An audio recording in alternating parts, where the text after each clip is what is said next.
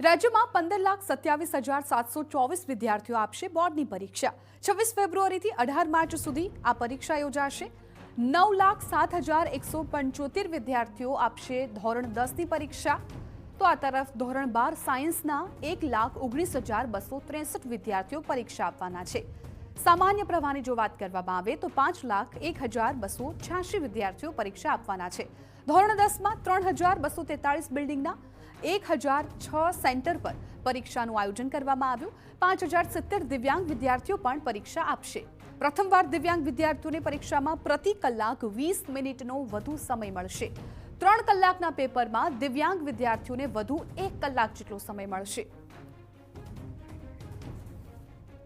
347 building જે છે જેમાં અમદાવાદ શહેરમાં પરીક્ષા લેવા જઈ રહી છે, જે પૈકી 40 જેટલા વિજ્ઞાન પ્રવાહના બિલ્ડિંગ છે, 116 જેટલા બિલ્ડિંગ જે છે એ સામાન્ય પ્રવાહના છે, 191 જેટલા બિલ્ડિંગ જે છે એ ધોરણ 10ના બિલ્ડિંગ છે। આમ કુલ મળીને 347 બિલ્ડિંગમાં 95,688 જેટલા વિદ્યાર્થીઓ પરીક્ષા આપનારા છે।